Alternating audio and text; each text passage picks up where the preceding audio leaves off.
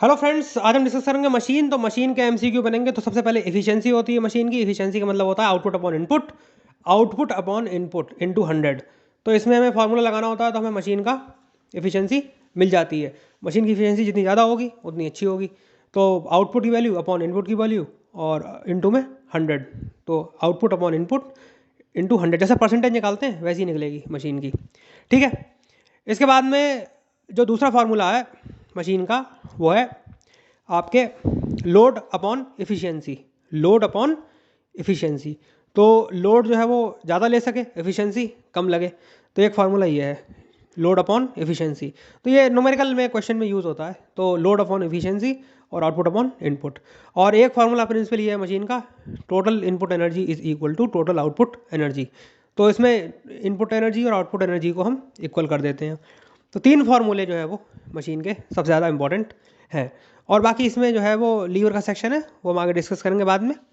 तो मशीन के बाद में हम पढ़ते हैं, अब हम इलेक्ट्रोमैग्नेटिक जो स्पेक्ट्रम होता है उसमें क्या होता है तो गामा, गामा के बाद एक्सरे, एक्सरे के बाद में आती है यूवी, यूवी रेस के बाद में आती हैं आपकी विजिबल, विजिबल जो कि हम देख सकते हैं। उसके बाद में इन्फ्रारेड। ठीक है। इन्फ्रारेड के बाद आता है माइक्रोवेव, और माइक्रोवेव के बाद में आता है रेडियो वेव। तो ये पूरा सीक्वेंस है, इसको आप याद करो। गामा, गामा के बाद एक्स, एक्स के बाद यूवी, यूवी के बाद विजिबल, विजिबल के बाद में इन्फ्रारेड, इन्फ्रारेड के बाद में क्या आएगा? इन्फ्रारेड के बाद में बताओ, जल्दी बोलो। उसके बाद आएगा आपका माइक्रोवेव, और माइक्रोवेव के बाद में रेडियो वेव। रेडियो वेव क्या होती है? रेडियो और टीवी दोनों भैया भैया हैं। और माइक्रोवेव क्या करती हैं? माइक्रोवेव को ध्यान रखना, उसे चलाने के लिए इलेक्ट्रिसिटी चाहिए, यानी इलेक्ट्रिक सर्किट में यूज़ होती हैं माइक्रोवेव्स। जो सर्किटरी वाला जो काम होते हैं कम्युनिकेशन में, उसमें माइक्रोवेव का यूज़ होता है। इलेक्ट्रिकल कम्युनिकेशन में माइक्रोवेव का इस्तेमाल होता है। जो इलेक्ट्रॉनिक डिवाइसेज है, ठीक है, उसमें यूज़ होता है ये माइक्रोवेव, और सर्किट्स में यूज़ होता है। उसके बाद क्या आता है? इन्फ्रारेड, हीट के लिए यूज़ होता है। विजिबल में क्या देखते हो।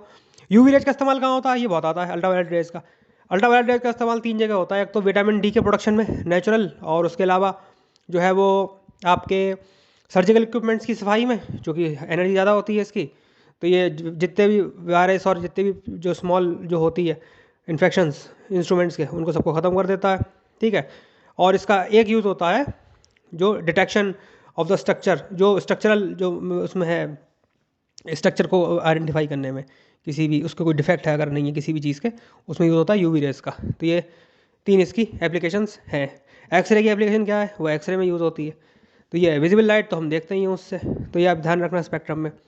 सीक्वेंस याद कर लेना। फ्रीक्वेंसी कम होती चली जा रही है, सबसे ज़्यादा गामा की है, उससे कम एक्सरे की है, उससे कम फिर हमारी यूवी रेस की है, उससे कम वीवी की है, विजिबल लाइट की है, उससे कम इंफ्रारेड की है, उससे कम रेडियो वेव सबसे लास्ट में आती है भाई, उसके उससे कम माइक्रो की है, माइक्रो से कम रेडियो की है।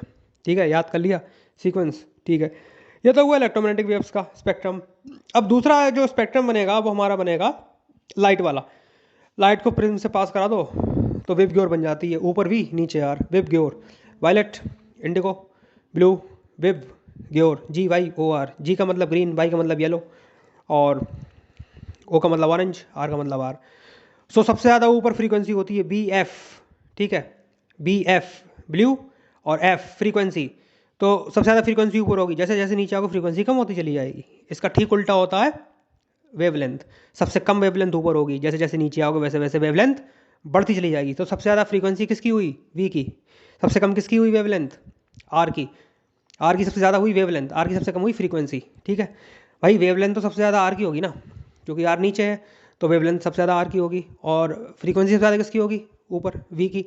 ऊपर सबसे ज़्यादा फ्रीक्वेंसी B की। नीचे आओगे फ्रीक्वेंसी कम होगी, नीचे आओगे वेवलेंथ बढ़ेगी, क्योंकि फ्रीक्वेंसी और वेवलेंथ एक दूसरे की अपोजिट होती है, याद रखना।